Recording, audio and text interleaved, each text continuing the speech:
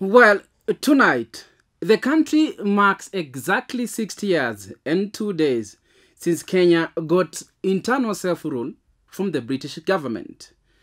It will be remembered that Kenya has faced 5 regimes, and I just want to take you through the 5 governments and the context in which the regimes got into power. The first Prime Minister of the Republic of Kenya, the late founding father, Jomo Kenyatta. He became the first country's president at the circumstance that saw the British colony vacate and Kenya got their rule. Well, a lot of things unfolded then, and on 1978, on August to be precise, the first head of state departed. The automatic president was Daniel Toroitich Arap Moi, who was sworn in as the country's second head in the year 1978. As many will recall him, he ruled in a rather dictatorial manner, as many critics will say. But truth be told, he was one kind of a president, ruling for more, actually, 24 years, to be precise. Things unfolded for him. And at the time, there was a lot of talks ranging from multi-party to the freedom of political parties. That saw the amendment of Section 2A of the Kenyan Constitution. In the year 2002, there was election in the Republic of Kenya. And Mwai Kibaki, again the late, became the third president, beating what was termed then as Moi's project in the name of the fourth head of state, His Excellency President Uhuru Kenyatta. In 2002, it was rather very amazing and fascinating state to watch, because at this time, the president's project was rejected by the Kenyans, especially from Mount Kenya. Mwai Kibaki became president at a time when he was supported by the second Prime Minister, Honorable Raila Odinga, the current leader of opposition. Many will recall that Mwai Kibaki became president in a wheelchair. The accident happened at Makutano Machumbi in Machakos County, and the man of rescue rather was the second Prime Minister, Raila Odinga. And he said that the president was to be flown outside the country, and he will facilitate that because there was a lot of trust deficit. Long story short, the fourth elections were held in Kenya in the year 2013 that saw two political phases stiffly compete as who will become the next head of state.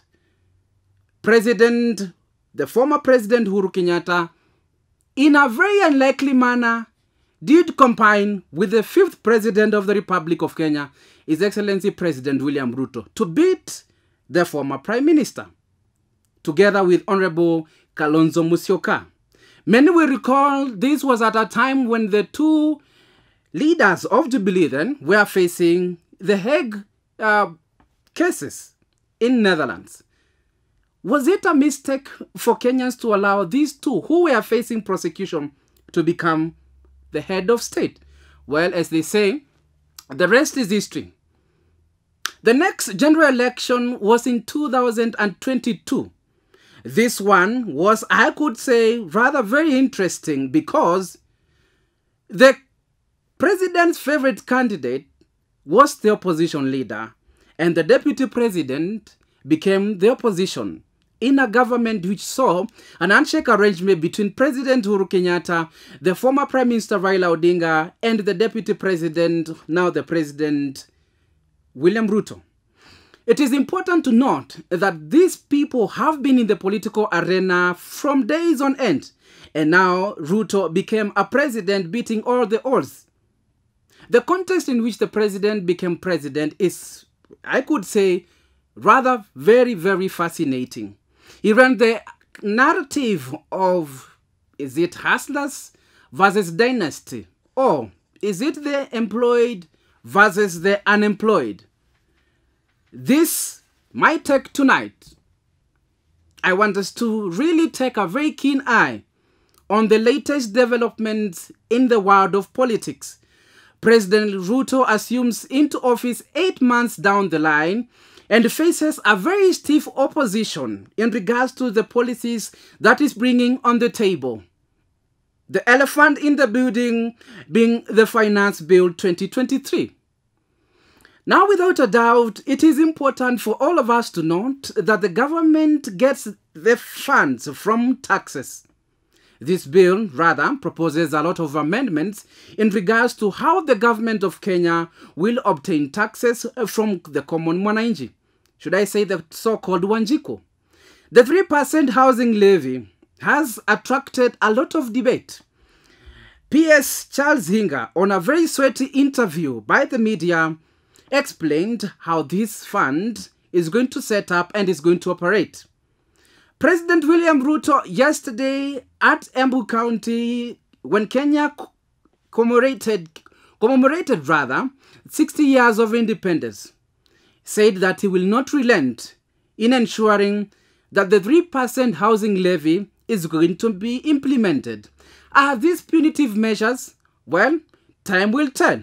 The fate of the finance bill is left to the parliamentarians who are resuming on this month. And by the end of the month, this bill must be passed into law so that it will be effected in the next budget, which is going to be read. The big question tonight is it going to pass? It has attracted a lot of negative energy as many facets and faces of people in the Republic of Kenya have openly come and said that it is not mature for the country of the Republic of Kenya to pursue housing levy, owing to the fact that the country is facing tough economic situation. Will it pass? Because the Kenya Kwanza government, apparently, they have the majority in parliament. And the voting in parliament is through the majority. It is only time will tell whether the members of the parliament are going to vote in for the finance bill. My take tonight, Mr. President, you became president at a very, very timely moment because you said that the country was on the eve of collapse. And your policies then and even now suggest that you have the political goodwill in ensuring that the country is back on track. Millions of hustlers whom they voted for you, they have hope in you. Please, we ask tonight that you listen to the voices of many Kenyans, many of them, and actually most of them, are living from hand to mouth. These voices do matter, and it is high time that we engage in a debate that is reasonable and considerate to the many Kenyans in the Republic of Kenya. That is my take tonight, hoping that this message is going to be heard by the relevant authorities. Goodbye. Thank you for watching.